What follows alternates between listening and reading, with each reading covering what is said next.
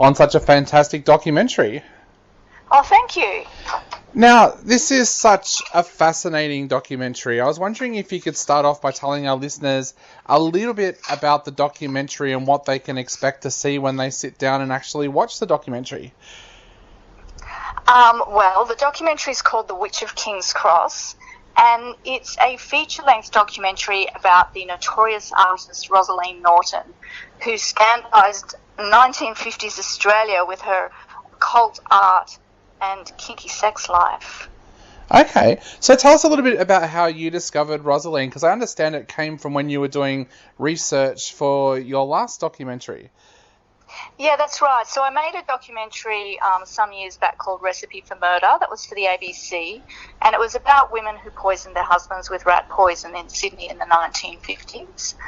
So while I was researching and making that film, I did a lot of research on tabloid newspapers at the time, and I was in the State Library going through the microfiche, and articles about Rosaline just sort of kept popping up.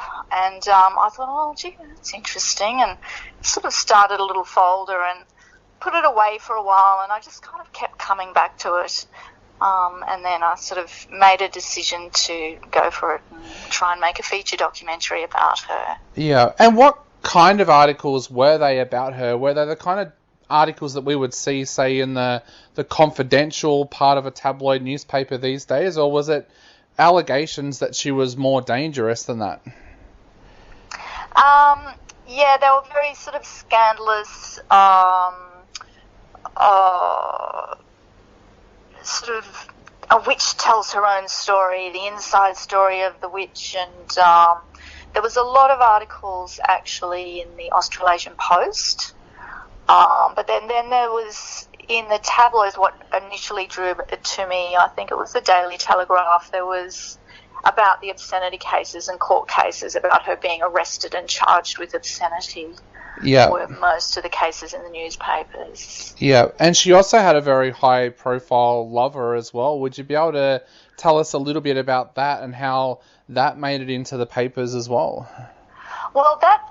a lot of people think that was in the newspapers at the time, but it actually wasn't.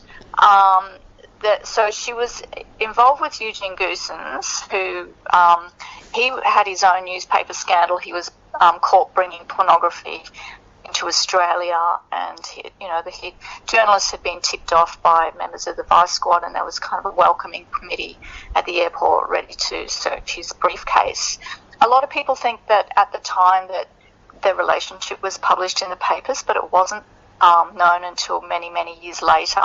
People knew, journalists knew, but it wasn't published. There was a hush order, and there was no mention of her name in the newspapers in the 50s related to Eugene Goosens. It wasn't until much later. But yeah, his story was. There's a lot of newspaper articles about his story. Yeah. Now, a lot of filmmakers listen to this show and they're going to be very interested to know this. How did you then progress with finding out more information about Rosaline after you had found those newspaper articles? So what happened is initially I started off and making a regular documentary, doing research, and then I quickly found out that there was no collection of her artworks anywhere. You couldn't find them. All you could find was little bits of things on the internet. There was no place that you could go to and license artworks or get access to them. So that was interesting. And I had heard that there were a couple of private collections, but it took me a long time to find them. It actually took 2 or 3 years to unearth these private collections, and by that time, I'd sort of passed a point of no return. That was the point of no return, really. I had just started making the film independently. I was filming. Some of the interviewees who were quite senior in age. I found people who actually knew her and lived with her and felt an urgency to start collecting these stories. And some of the people have since passed away, so it was really important. But unearthing these private collections of artworks, diaries, scrapbooks, notes, all her theories on trance and philosophies on sex, magic and experiences with the occult It took a couple of years to find that stuff, and I've weaved that through the film with motion graphics and animation, and actually used her real material, and her voice tells her own story. So the voiceover of the actress using Rosalind's voice is actually from her diaries. They're her words. Yeah. How did you discover her diaries? Was that through her friends and the people that had lived with her? Yeah, it was one of the private collections. There's like a couple of major private collections that I unearthed, and these are owned by people that are close confidants at the time who would like to remain private. Yeah, definitely. So tell us a little bit about when you first approached the film. How did you want to present the film? Like, did you have an idea in mind that you wanted to explore her life and try to better understand her, or what was the main objective of the documentary when you first started working on it? When I first started working on it, I was just really interested in this. It wasn't so much about the art. I was interested in this woman who was ahead of her time. Yeah. She was, decades ahead of her time. She was at the vanguard of feminism and the counterculture revolution. I was interested in this sort of brave, wild outlaw woman who was breaking all the rules and not taking no for an answer. She was arrested constantly. She wasn't a murderer. I mean, I just made a film about murderers. She was an artist, and she was just really harassed by the police. So I was really interested in this idea of this bit of social history. But as I went along, and I had to do a lot of research into all the pantheons in her art and a lot of the Greek and ancient mythology and pagan beliefs and the Jewish Kabbalah and Jungian theory. The more I understood the symbols behind her art, the more it really grew on me, and now I think it's amazing. Yeah. And people who have seen the film say, wow, I had no idea what an incredible artist she was. So in Australia at the time, she was overlooked as an artist because of all the scandal. She was just not treated seriously as an artist. But now we look at her work, and you can understand the work and understand the context.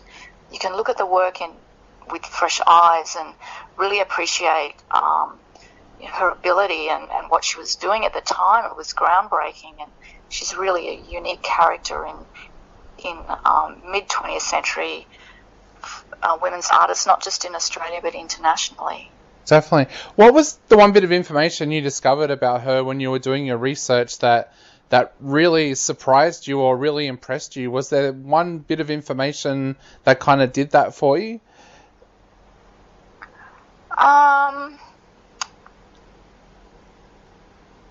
I guess the very first thing was when I realised that the people had this idea that she was this woman who destroyed the great man. She was the evil witch who brought down this great composer, Sir Eugene Goossens, and there's been modern press about it over the years, and people have reported on this. And when I realised that there was actually no press about it at the time, that their relationship was outed many years later. It wasn't first published until the 90s. That was a real clanger. I was like, what?